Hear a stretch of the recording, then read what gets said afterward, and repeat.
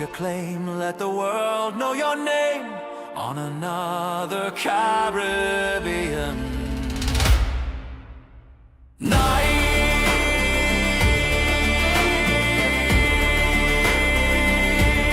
Caribbean nights.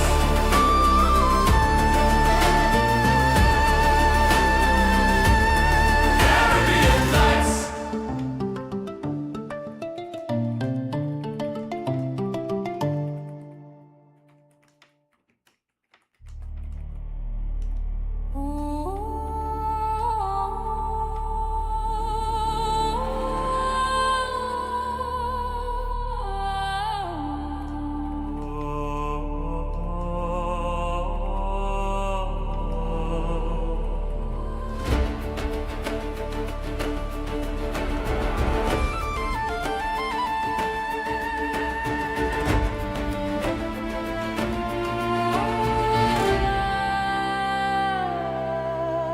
I sail from a cove where the warm trade winds blow and the silver blue dolphins glide, where the rum's always strong and the nights run long and the tide is a thief at your side. When the moon's riding high and the lanterns are low and the waves start to shimmer bright, come aboard, cast away, let the sea have its say on another Caribbean night. Caribbean nights, like Caribbean days, more often than not, they're wilder than not, in the boldest of ways. Caribbean nights, 'neath Caribbean stars. Oh, rogue with a grin, could win or give in, out there past the bars.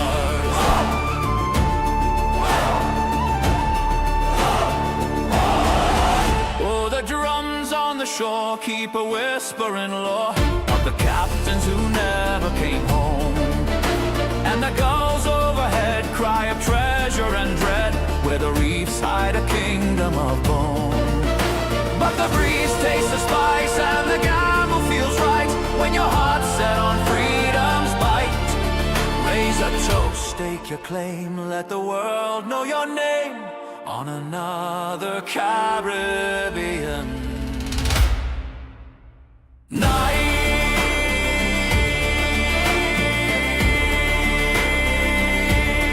Caribbean nights.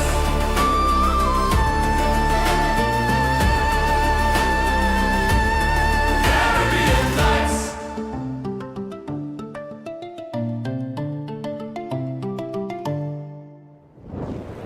When I started this project, I didn't realize how much of an undertaking it would really be. It's been a learning process, to say the least, but we're almost ready for launch. My team and I wanted to make sure that all of our ducks were in a row before we really got started. All of that said, the Discord is officially live, and I will begin sending out invites via the GoFundMe page messaging system. If you're one of the amazing people who donated to the pre-launch GoFundMe campaign, which is still up, by the way, you'll get a private message from me over the course of the next few days. The GoFundMe is still accepting contributions. Meanwhile, our art director Thatch and I are finalizing the layout of the Kickstarter page, reward tiers, and stretch goals so we can finish what's needed to launch the official Kickstarter. And remember, if you donate to the GoFundMe page, you get your name on a special thank you page in the book, as well as access to the Discord to help us build it. Thank you all very much for your donations, encouragement, and kind words.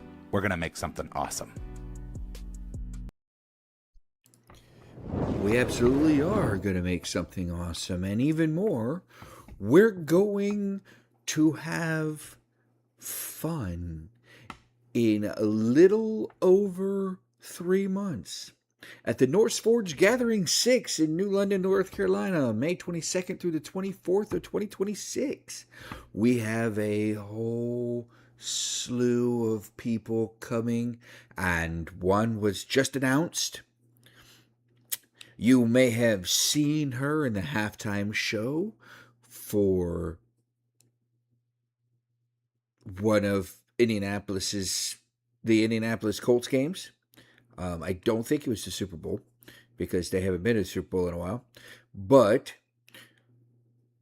she is the world famous Allie the Piper, the bagpiper, will be coming to the gathering and performing.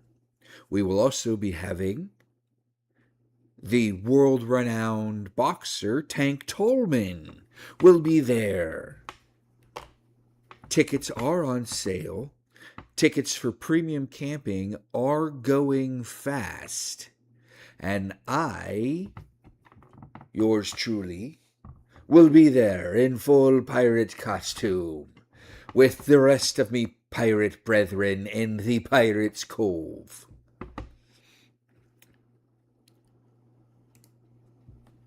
We have built a community. It's 15,000 acres of fun and mermaids and pirates and all sorts of fey creatures and Vikings the eye can see.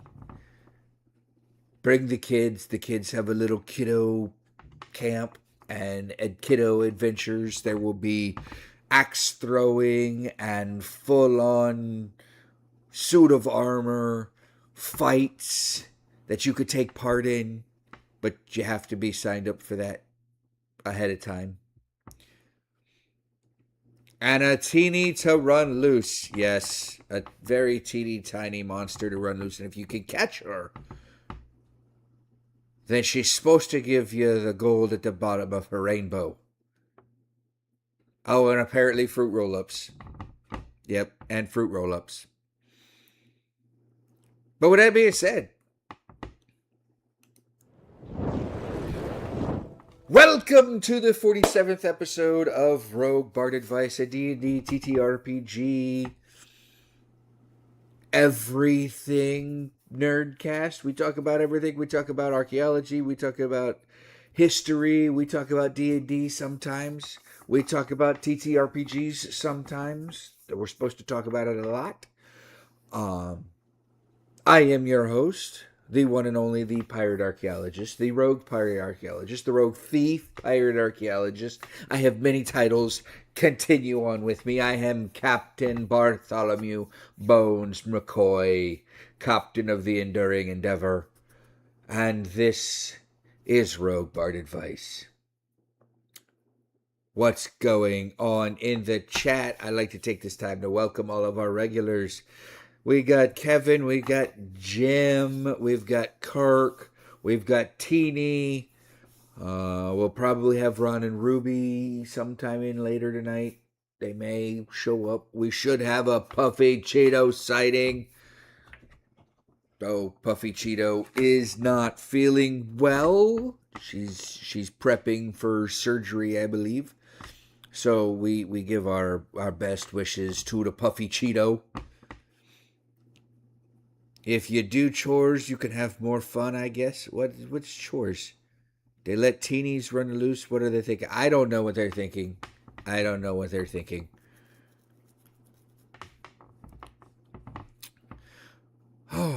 We have a small show tonight, ladies and gentlemen. It's the majority of the show is going to be the excerpt from me book. But I think tonight would be the last excerpt that I give you guys. I've given you, this will be the second one. But if I continue reading, I'm going to want to read you guys the entire book. Yes, I know you're going to go yay in the chat, more book reading because it's an awesome book. However, I need to finish writing the book. And if I read you guys the book, then you guys have no incentive on buying the book.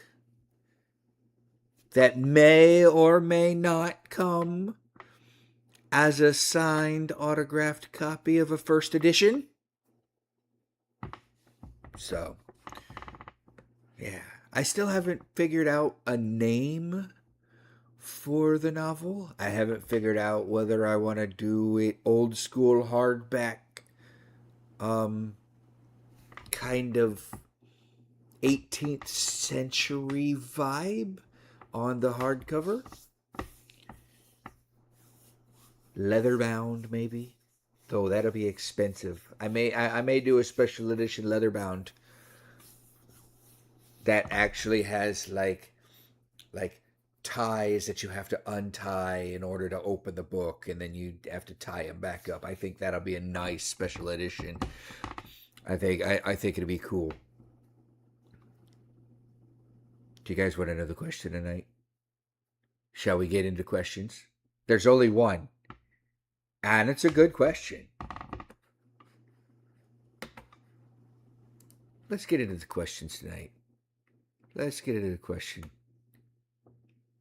The question comes from Kirk, as most of the questions do.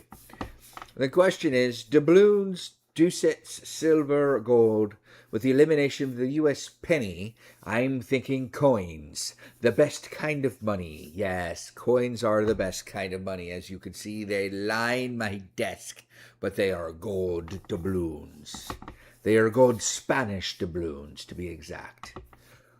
Paper money may seem fine, but sink it in the ocean in a treasure chest for years. Worthless. Coins rule. What and when were the first coins? Was anything used as fungible currency prior to coins? Well, Kirk, I am glad you asked me this question. It's a great question. It's an absolutely phenomenal question. However, you got a little bit, I'm not going to say wrong, because yes, while paper gets waterlogged and soaked in a chest, if you sink it in something like a safe, like what was on the Titanic, there was money in a safe in the Titanic, and when they went down and they got some artifacts from the Titanic, they pulled up this safe, and they found in this safe money.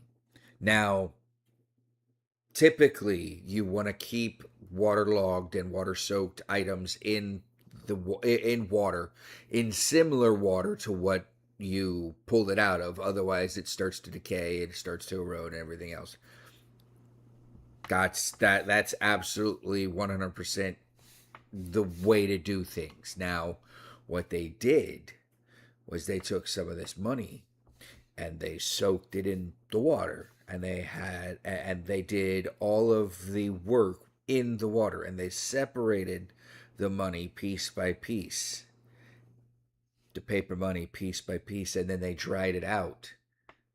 And once you dry out paper, while it's still fragile, you don't want to touch it, it's still paper. Won't spend the same because you ruin it, but it's still paper. Coins, on the other hand, coins are a much different beast. Coins, depending on what type of coin they are, and depending on where they are sunk at, they could either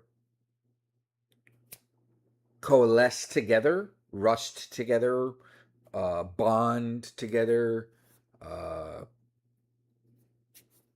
in a clump. They become worthless too. Gold coins will corrode because they're not 100% gold. They've got other impurities in them. Silver coins will corrode. Gold coins and gold bars will actually grow coral on them. So, yeah. So that's a little history of coins. We'll get to that. We'll get to salt. We'll get to shells or food and everything else. However, the first true coins were stamped electrum pieces struck in Lydia, which is Western Anatolia, in the late 7th century BCE. Before coins, many societies used commodity money, cowrie shells, metal rings, weighted lumps of silver, standardized weights such as the shekel. The shekel, while the shekel is not only the name of the coin for Israel, it's also the name of the coin for, or the monetary value for Egypt. Egyptian shekel, Israeli shekel. So it's a standard weight. And those functioned as fungible currency long before coinage. Quick comparison of money forms before the dawn of coinage. We just went through it. Stamped coins, late 7th century BCE. Weighted metal monies, 3rd to 2nd millennium BCE and later. Shell money, cowrie shells, Monteria Monta, high in many societies, standardized in count. Millennia before coinage, widespread prehistory. A lot of people use shells for everything. Many tribes, many Native American tribes or Native indigenous tribes use shells. There's a reason why the sand dollar is called the sand dollar, because they used that as a form of money. Beads, you can turtle shell beads or glass beads or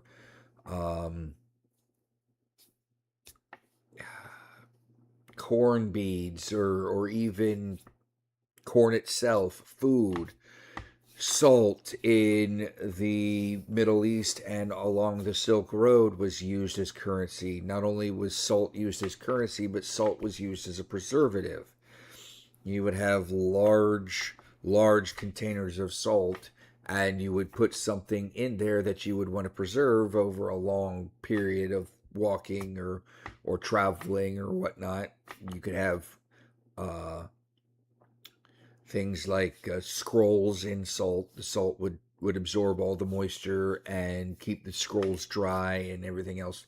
Rice was used a lot for money, for transactional goods. As we all know, rice also soaks up moisture and stuff, so rice is a good way to preserve things across distances. Hitini was running around while you were AFK. So, other commodity money, beads, cattle, salt, grain. It's locally fungible, so this is the area where one form of transactional material, whether it's a bead, a salt, cattle, grain, whatever, while it may be the currency of one region, it's not the same currency that another region. So you'd have to have a middle person. You'd have to have a person who's got all of this stuff and is willing to trade you cattle for beads, so you can go spend your beads here to get something here, and then come back and sell something to get cattle back, and then go transition back over here. And it's the middleman, or the currency exchange.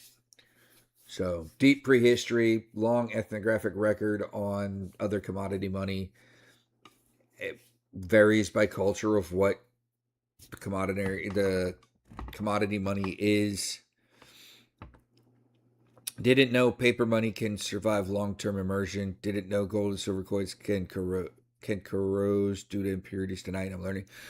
So paper money can survive long-term immersion as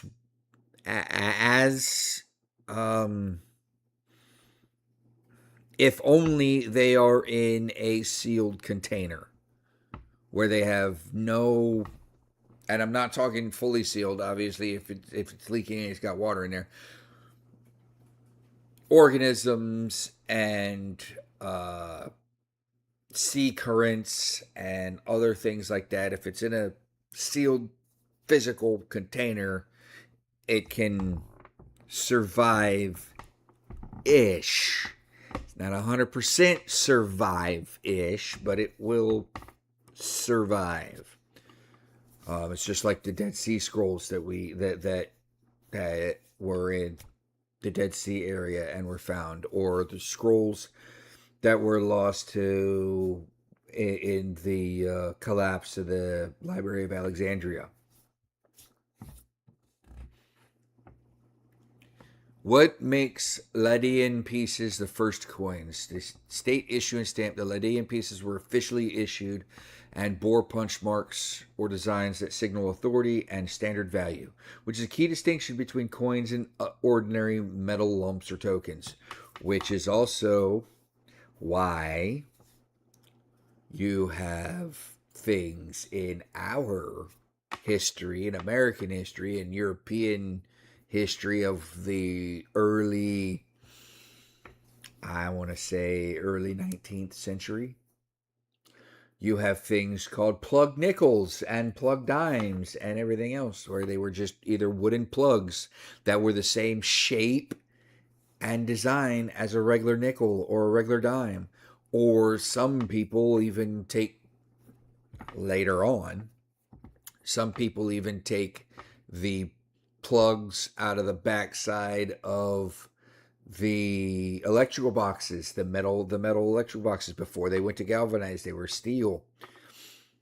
They were full steel, not just galvanized steel. And they were about the same shape, size, and weight as a quarter. And people would throw them in the vending machines, because the vending machines only care about the size of the outer diameter of the thing you're putting into it.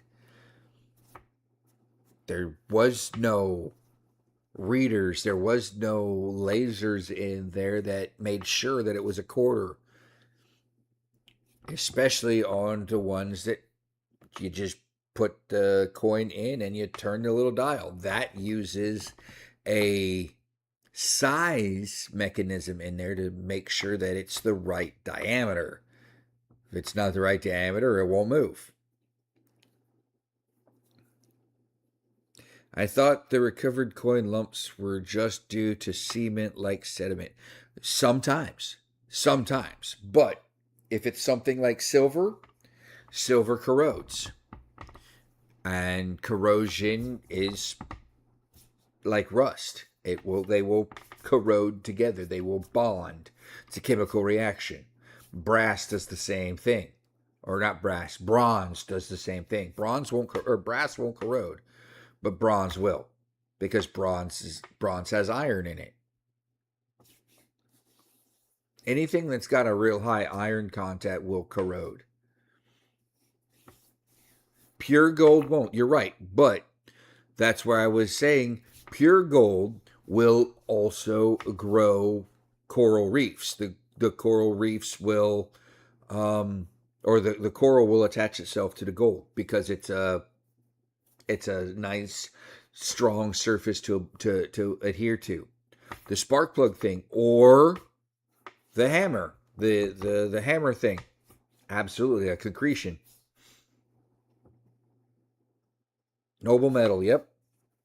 Noble metal.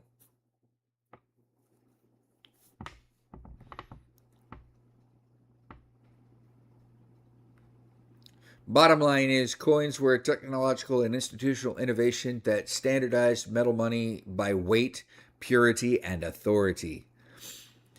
But they did not spring from nothing. Fungible media of exchange, weighted metals, shells, beads, and other commodities had been circulating for millennia and already performed the core functions of money before the Lydian state began striking stamped coins around 600 to 650 BCE.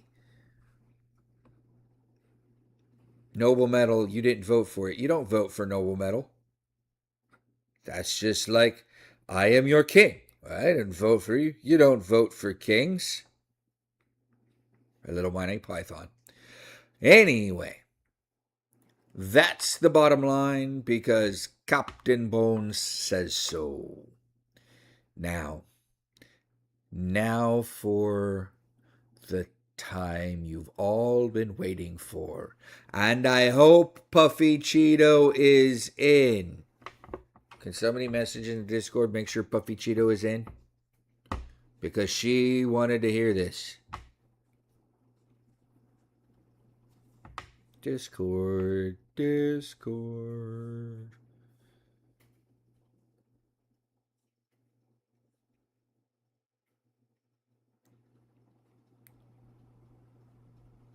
It's story time.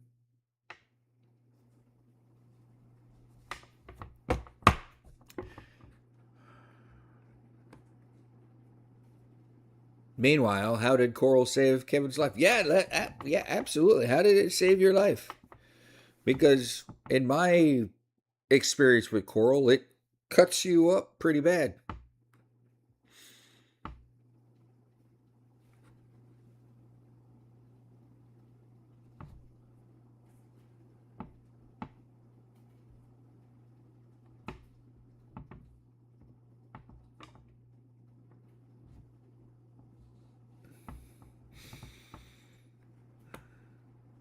Well, while you guys talk about how it saved Kevin's life,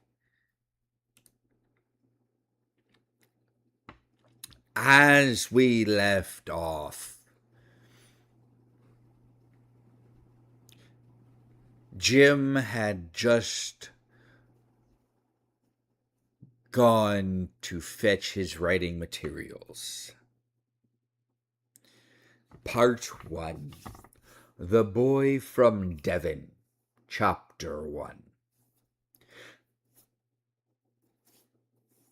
This section, I have to preface this. This section is from Jim's point of view for now. This is where it starts to get interesting.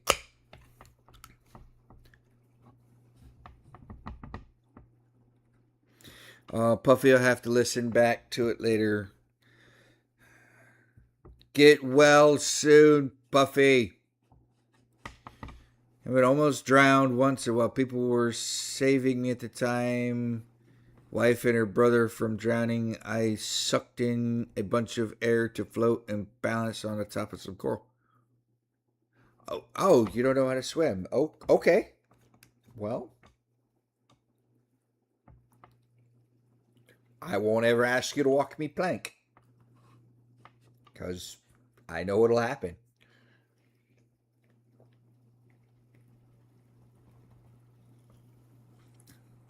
Anyway, let us begin. I rose and climbed the narrow, creaking stairs to my room. The floorboards groaned under my boots, a sound of protest against my return. In the corner beneath the small, salt-bleared window that looked over the moors sat my sea chest. I knelt and opened it, the brass halves screeching like a gull. Inside lay the tools of my new trade, a notebook of fine wove paper, smooth as linen, its boards covered in plain calfskin. I had purchased it in Bristol before the voyage, thinking to keep a sailor's log. Instead, it had recorded the frantic scrawl of treasure maps and the names of dead men.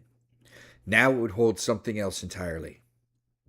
Beneath it, wrapped in oilcloth, was my inkwell, London black, thick with gall and tannin. I had kept it sealed tight during the voyage, afraid the ship's ceaseless motion would spill it and stain my only record.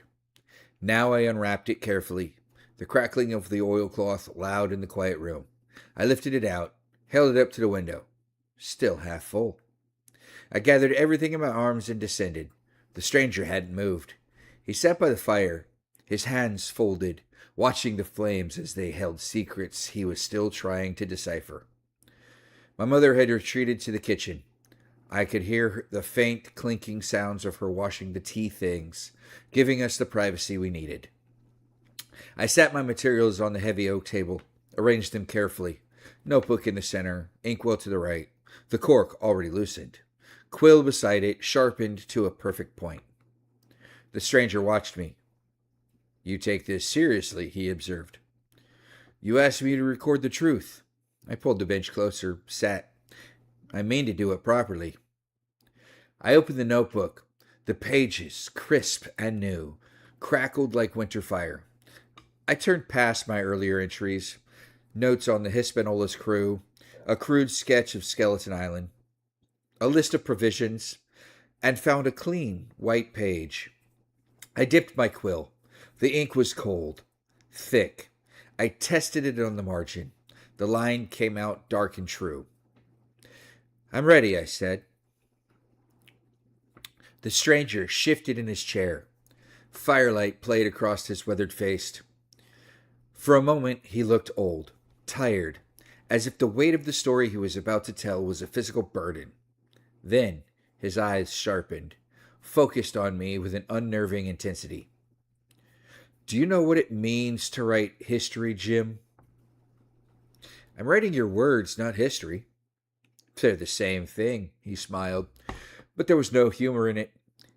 History is just the stories that survive, the ones someone bothers to write down, he says. I thought of Dr. Livesey's careful clinical logs, Squire Trelawney's boastful letters, the way Long John Silver had spun his tales, weaving himself into the hero of every adventure. Then I'll write what you tell me, I said, but I'll know if you're lying. Fair enough. He settled deeper into his chair, the leather creaking. Though you may find, Jim Hawkins, that the truth is stranger than any lie I could invent. Outside the wind howled, a lonely, mournful sound. Rain battered the windows, each drop a tiny drumbeat against the glass. The fire crackled and spat, sending a shower of sparks up the chimney. The stranger's voice changed then, became distant, as if he were looking back across decades of storm and blood and salt. Where do I begin? He murmured, more to himself than to me. The beginning, I said, where all stories start. Then write this, Jim Hawkins. Write it true and write it dark, for it's a tale that deserves both, he smiled faintly, a sad, knowing expression. He drew a breath, and the air in the room seemed to thin, to grow heavy with the past. England, 1688, the year of revolution and fire. And so he began. England, he said, quietly, his voice low, counterpoint to the storm outside. 1688. Do you know what that means, Jim? I shook my head, my quill posed over the page. The glorious revolution. King James fled. William of Orange took the throne. The country tore itself in half. Catholic against Protestant, Jacobite against Williamite, blood in the streets of London, riots in the countryside. A world turned upside down. He looked up, his eyes catching the firelight. A fine year to be born. Mother shifted in her seat, her discomfort a palpable thing. You're speaking of Captain Flint. I'm speaking of a boy, the stranger's voice hardened, the soft Savannah drawl giving way to something flinty and English. A boy born on the 5th of November, in a stone cottage outside Plymouth, while bonfires burned on every hill and men drank to the memory of Guy Fawkes. He paused, sat down his glass. His mother named him for a saint. His father called him nothing at all for the first 3 years. The boy was the 4th child. 2 had died before him, 1 in the cradle, 1 of fever at age 6. The 3rd, a girl, lived. She was 8 when the boy was born, and she held him while their mother bled and the midwife packed the sheets with moss. The stranger's hands tightened on the armrests. The cottage had 2 rooms, stone walls that wept with damp, a thatched roof that leaked when the rain came hard, a hearth that smoked. 1 window with oiled paper instead of glass, turning the world outside into a dim, blurry dream. The father worked as a carpenter for the local squire, mending fences, building coffins, repairing the manor stables when the horses kicked through the boards. Honest work. Poor pay. What was the father's name? I asked, my pen scratching the ink on the page. The stranger blinked, looked at me as if he'd forgotten I was there. Thomas, he said after a moment. Thomas, it doesn't matter. He's long dead. They're all dead now. He reached his glass, drank. The boy grew, survived the smallpox that took half the village children in 1690, survived the hunger winter of 1692 when the harvest failed and men ate their seed corn. He was small for his age, but quick. Dark hair, dark eyes, hands that never stopped moving. The stranger stood, walked to the window, stared out at the rain, his reflection a pale ghost into the dark glass. His mother taught him letters. She'd been in the service at the manor house before she'd married, a lady's maid. She could read. could write a fair hand. The squire's wife had given her a book of common prayer when she left service, and she taught the boy from that. Every Sunday after church, while the father drank at the tavern, she'd sit with the boy and the girl and make them read aloud. The boy was clever then, I said. Clever, the stranger's reflection smiled in the glass. Yes, too clever. He learned his letters in 6 months, could read the Bible by age 7, could cipher numbers. The vicar noticed, offered to tutor him for a penny a week, said the boy might make a clerk someday, a scribe, maybe even a schoolmaster if he applied himself. But he didn't want that? No, the stranger turned from the window, his face once again in the shadow. He wanted the sea. The fire crackled. Mother rose to add another log. The movement, a welcome distraction. The stranger waited till she sat again before continuing. Plymouth, he said. 3 miles from the cottage, the boy walked there every market day with his sister. She'd sell eggs and cheese while he wandered the docks, watched the ships, listened to the sailors. His voice changed, grew softer, almost wistful. The smell of it, tar and salt and fish, rope and canvas, the creak of wood, the cry of gulls, men shouting in a dozen languages, English, Dutch, Spanish, Portuguese, ships from the Indies with holds full of sugar and rum, colliers from Newcastle, black with coal dust, frigates flying the king's colors, their guns run out, their crews pressed from every port and prison in England. He must have been fascinated, I said. The stranger's eyes focused on me, sharp, intense. Fascinated? No, consumed. The boy would stand on the dock for hours, watching, learning. He talked to the sailors when they'd let him, asked about the ships, the voyages, the battles. Most ignored him. Some cuffed him away, but a few talked, told stories. He sat again, leaned forward. There was an old bosun, one-eyed, missing 3 fingers on his left hand. He'd sailed with Drake, he claimed, fought the Spanish Armada, seen the New World. He'd sit on a coil of rope and drink and talk, and the boy would sit at his feet and listen. What'd he tell him? Everything. The Caribbean, islands like emeralds in a blue sea, ports where a man could buy anything, silk, slaves, salvation, pirates who flew black flags and took what they wanted, treasure ships, heavy with gold, storms that could snap a mast like kindling, battles where decks ran red and the sharks followed for days. The stranger's voice dropped. The old man told him the sea was freedom, that on land a poor man stayed poor, but at sea a clever man could rise, could become a captain, could take a ship and sail beyond the reach of kings and laws and the God who'd made him low. Mother crossed herself. Wicked talk. Yes, the stranger smiled. Wicked.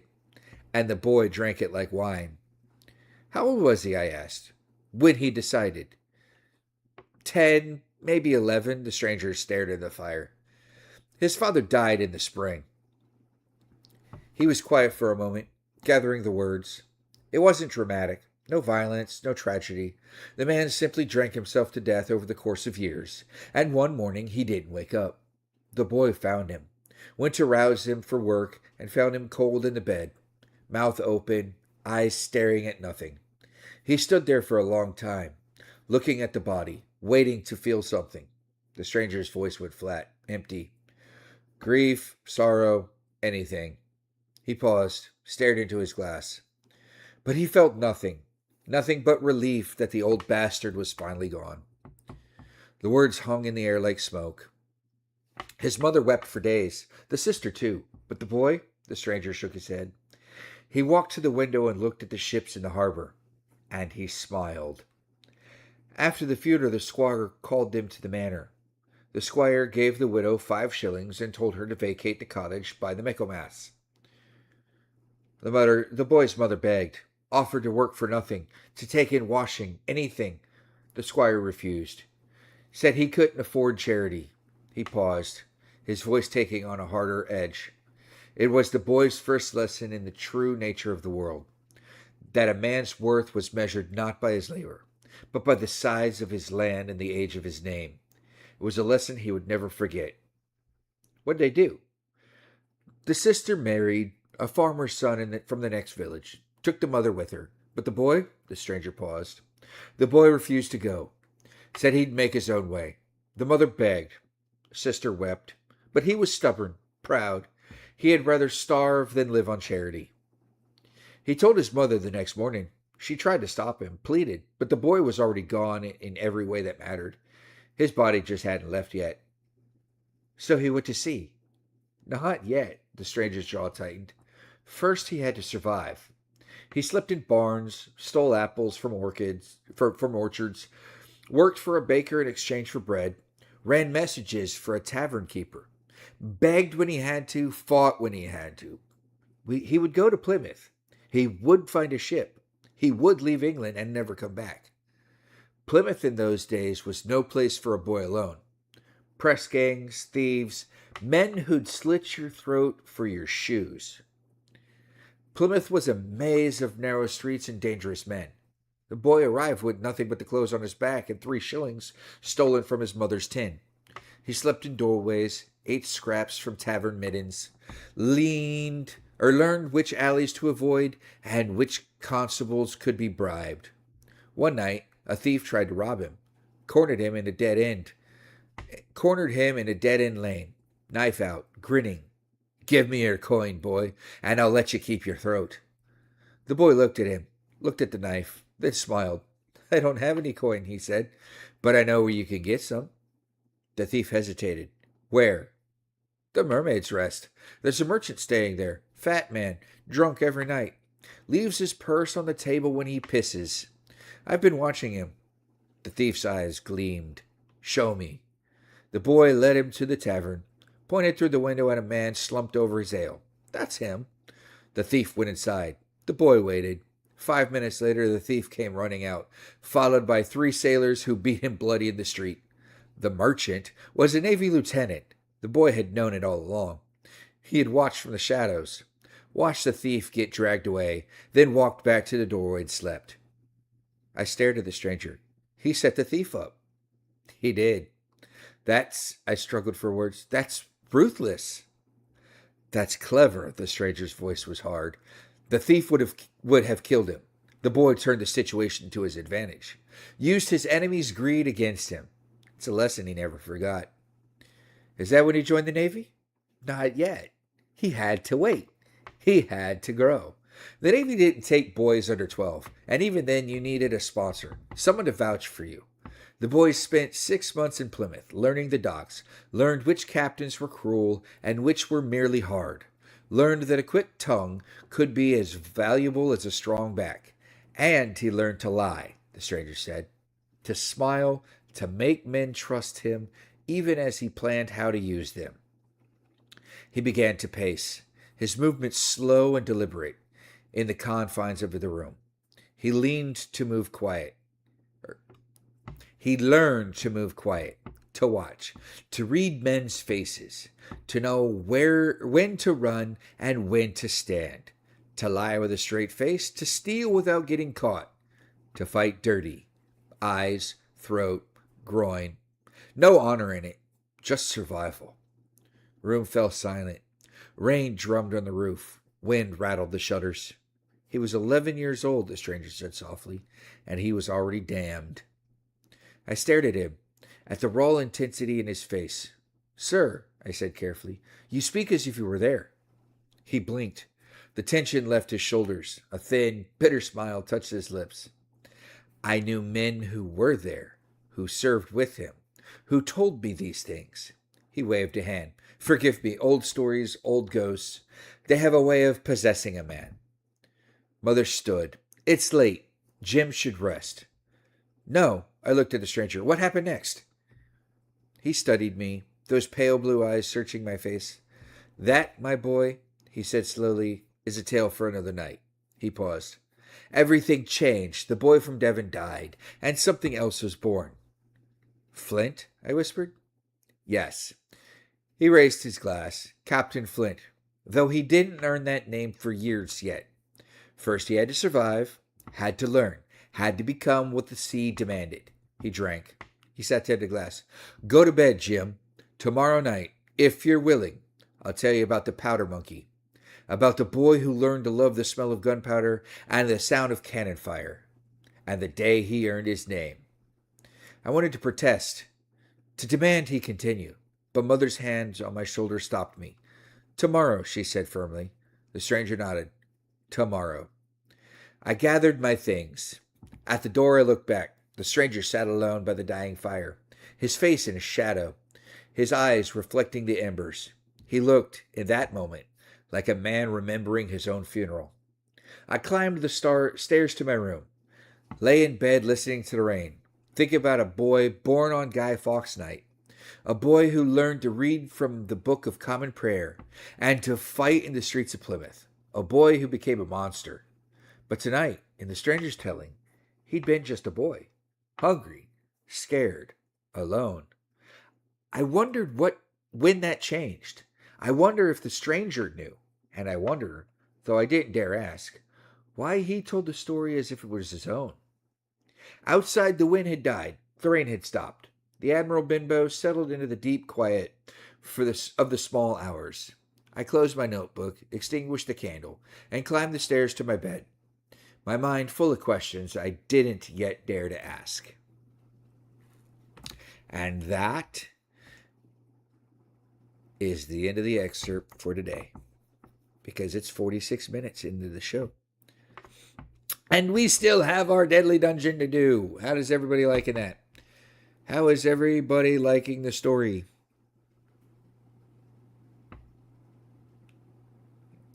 Had to mention Kevin fighting off a bunch of the Cardinals guards when Coral swooped in and a chandelier with a saber flashing.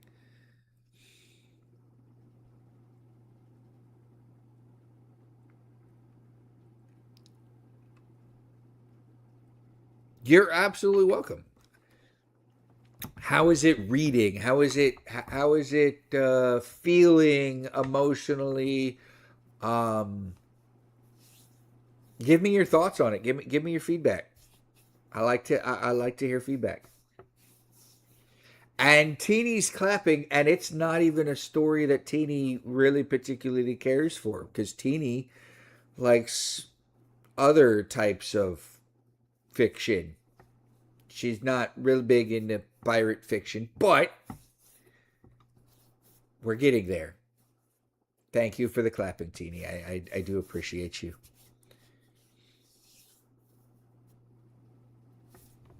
With that, Teeny doesn't like pirate stories.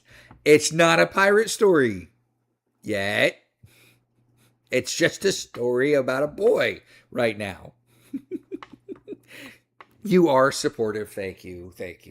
You're definitely getting a copy of this because I'm pretty sure your littles are going to love it. So, with the exception of the smutty parts, you can edit those out. But I like the story about him tricking the thief. I think stories like that say as much or more than exposition. Yeah, it's I mean, he has to learn how to be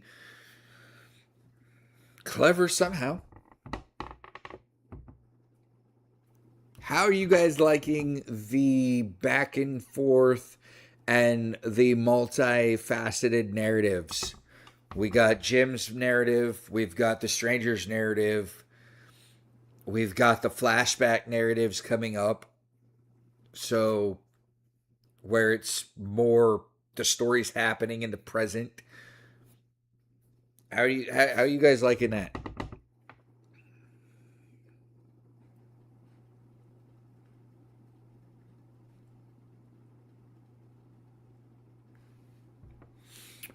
While you guys are thinking of your answer, we're going to the Deadly Dungeon. You're curious how involved Jim really is. Okay. So Jim's writing all of this down. So, okay, let me go back to the live scene. Okay. So the story is a sequel to Treasure Island. Jim is the overall narrator of the story. He's actually writing this novel. So think of Jim as the writer, where he is recounting himself talking to the stranger who is telling Jim the story that Jim is writing down. It's very Interview with a Vampire-esque. If you can understand that reference. You're a smart individual. I know you understand that reference. But think of Jim Hawkins as the one writing this novel. Not as me writing it, but as Jim writing it.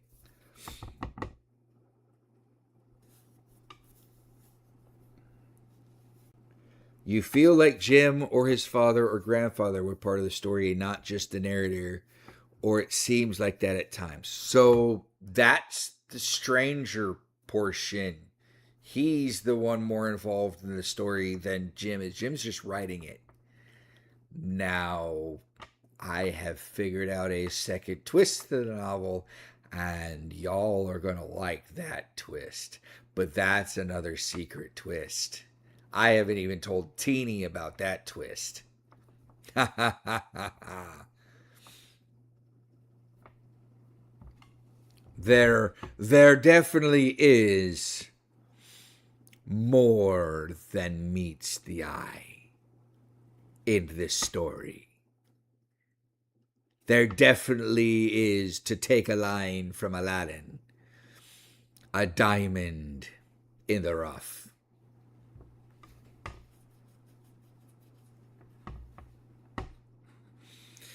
But we need to move on. We need to move forward. We need to go to Deadly Dungeon. Oh, you're not going to see the twist until way at the end. You feel like you're being deceived? How you feel like you... Let's talk in the Discord about this, Kevin, because I want to know how you feel like you're being deceived. Because that's exactly how you should be feeling.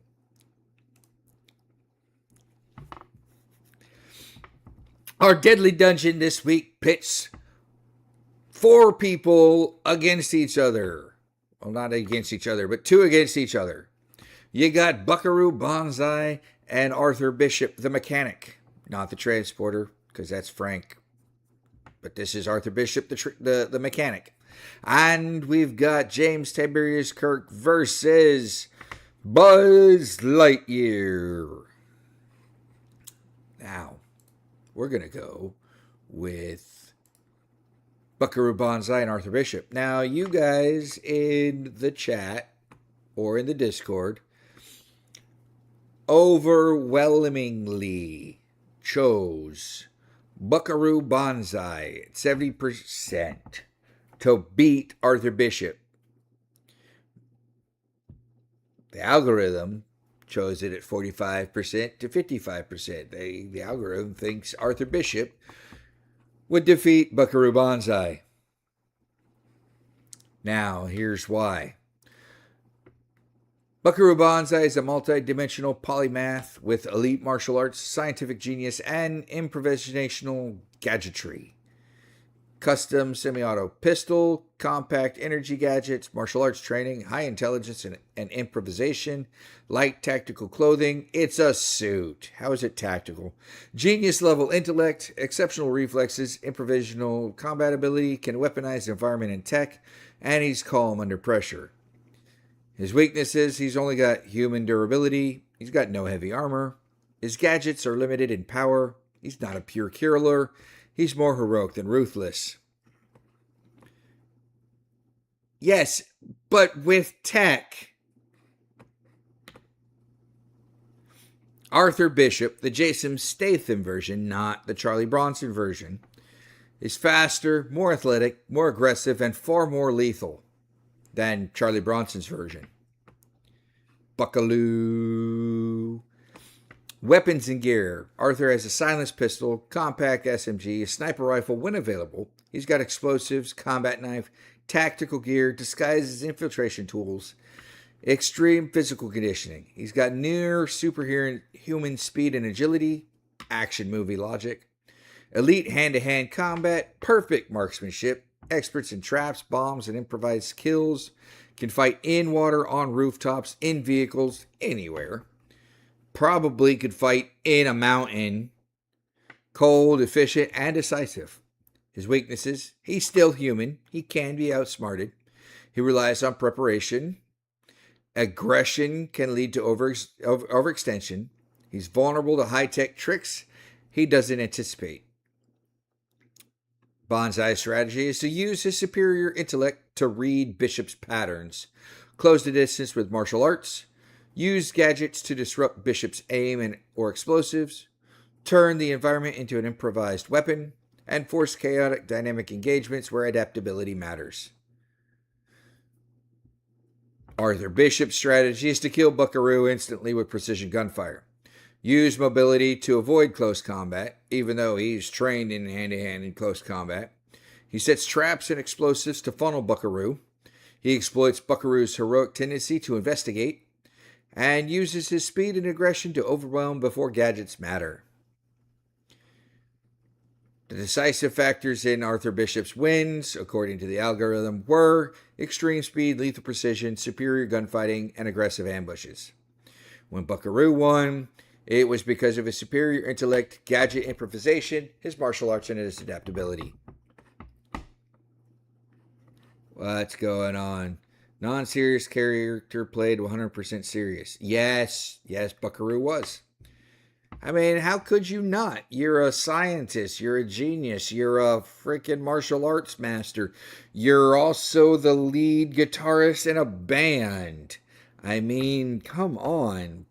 Who is this guy? It was like they threw every 80s faux pas or whatever into one movie with John Lithgow as the bad guy. And it worked.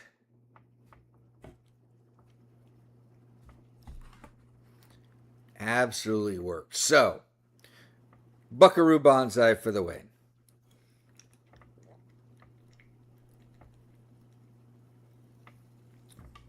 Now, this is where you guys surprised me.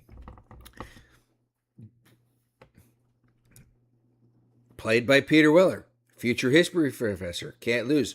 Also, future cop.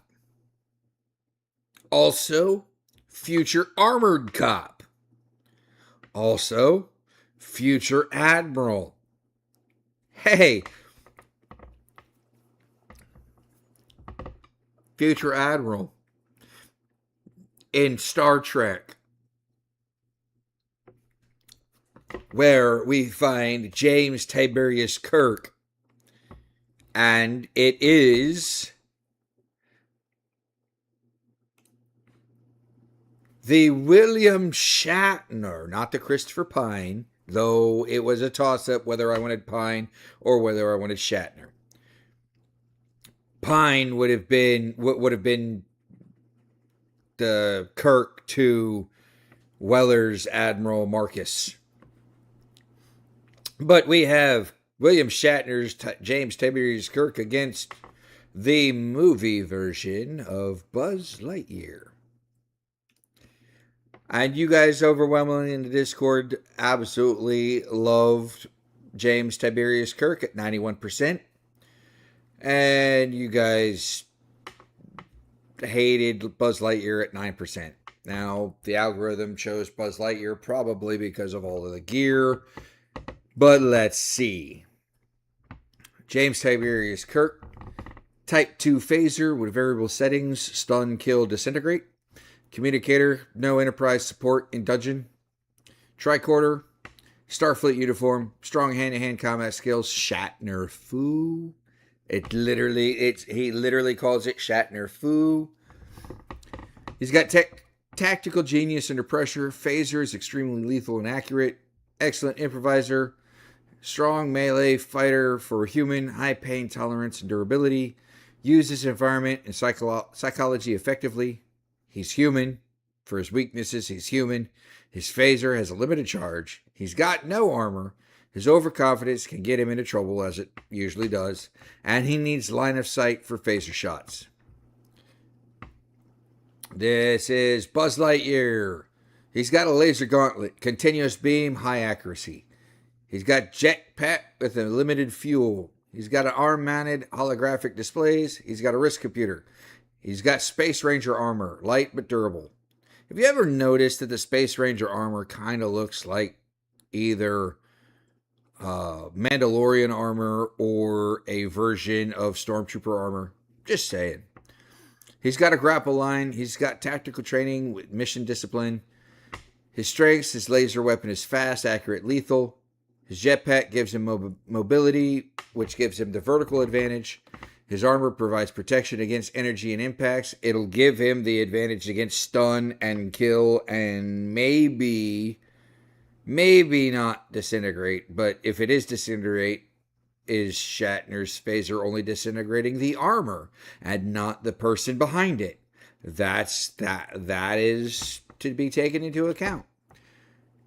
He's highly trained and ranged in melee combat. He's got an excellent reaction time. He's mission focused and disciplined. Weaknesses: his jetpack has fuel limited. His laser has a cooldown period. His armor is not impervious to phaser fire. His predictable heroic behavior patterns and can be battled into direct confrontations. Now, what gives them the win? We've said it already. Jetpack mobility, laser accuracy, and armor durability give Buzz Lightyear to win 58% of the time. James T. Kirk, phaser lethality, tactical improvisation, superior close quarter skills gives him the win from the algorithm 42% of the time. However, we always go what the Discord wants, and the Discord wanted James Tiberius Kirk and Buckaroo Banzai, so that's what we got. My reasoning was that Tiberius, if losing, is willing to cheat to win. Can't imagine Buzz cheating. You're right. James Tiberius Kirk does not believe in a no-win scenario. James T. Kirk changed the outcome of the Kobayashi Maru. That's plain and simple. James T. Kirk can cheat to win. Tiberius isn't just a tactical genius, but a strategic genius too. And Kirk's right. He'll cheat. Yep, he will cheat. He will absolutely cheat. With that, our bracket is looking like this. We've got Sarah Connor has gone forward. Buckaroo Banzai has moved forward. Snake Plissken has moved forward. James Tiberius Kirk has moved forward. And that's going to be a matchup. Snake Plissken versus James Tiberius Kirk. Chuck Norris has moved forward. I don't remember who that is. Oh, the man with no name has moved forward. Jason Bourne has moved forward.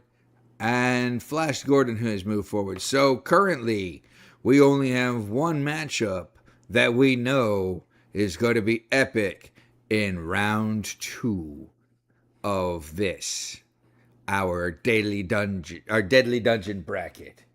With that being said, though, we get to spin the Wheel of Mortality. Wheel of Mortality, turn. Tell us the people who we should burn, and this is our next next 2 groups of people. We have Dutch from Predator. And Dutch from Predator. Isn't that Arnold's character? And Harry Callahan. This will be our second Clint Eastwood character on the board. The man with no name is the first. Harry Callahan is the second. And yes, Harry Callahan has the 44 caliber Magnum. Yeah, the long barrel. Just have to ask Dutch one question. Does he feel lucky? That's round 1. Round 2 will be Wheel of Mortality. Turn. Tell us the people who we should burn next. Oh, this is Alan. Jack Reacher, Alan Hutchinson version, not Tom Cruise, and the T-800 Terminator. This is epic because we have Arnold Schwarzenegger in both battles next week. This is so random.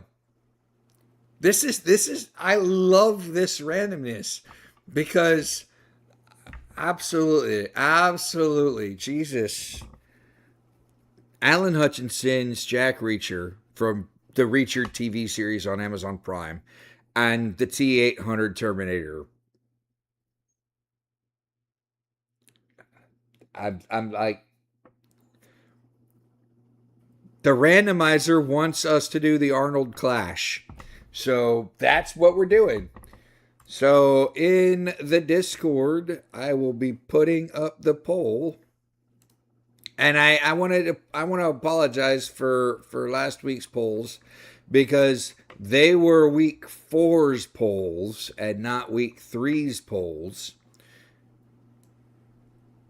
So this is week 5's polls.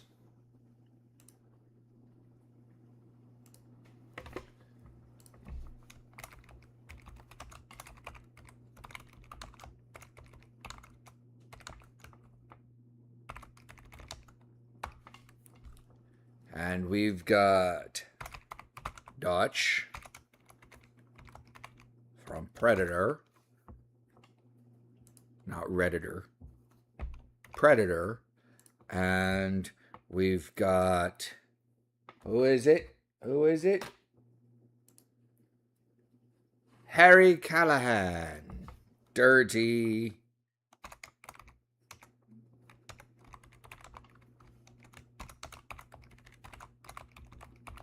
$30, Harry Callahan. And we put it on for a week. That one is posted. And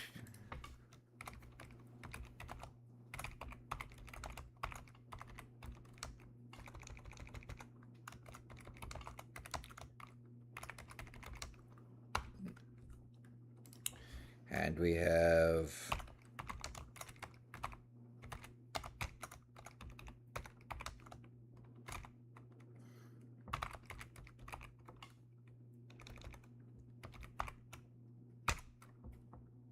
Alan Richardson, I think it is, not Alan Richardson. And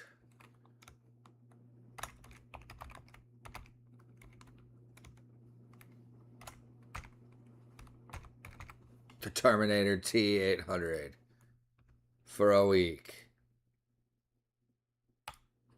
There you go. It is in the Discord. Both polls are in the Discord. And with that, like I said, it's a short night. Everybody go get some sleep. Today is Friday the 13th. Tomorrow is Valentine's Day. So go get some rest and spend tomorrow with your Valentine. With that, I want to say thank you, everybody, for showing up tonight. I know it was a short show. I hope you guys were entertained with the book reading. And please send your questions to roguebardadvice@gmail.com. I only got one question last week, which precipitated in the fact that I had to cancel last week. But send your questions to roguebardadvice@gmail.com, and I will be sure to answer them on next week's podcast. With that being said, I will see you guys next week. Same Rogue Bard time, same Rogue Bard channel. And as always, take what you will, give nothing back, and keep to the pirate's code. The code being, if you get behind, you get left behind. Exactly. Have a good weekend, everybody. Have a good holiday weekend. It's a 3-day weekend for me. I am off on Monday. We did not do good things of the week on here this week, but if you guys wanted to put your good things of the week in the Discord, I will go ahead and do them first thing next week, because I had a very crappy week this week. So, with that being said, take care, everybody, and keep a weathered eye out on the horizon. This has been Rogue Bard Advice, and I am your captain, Captain Bartholomew Bones McCoy, and the Pirate Archaeologist. and Chris, signing off for the evening. See you next week. Adieu.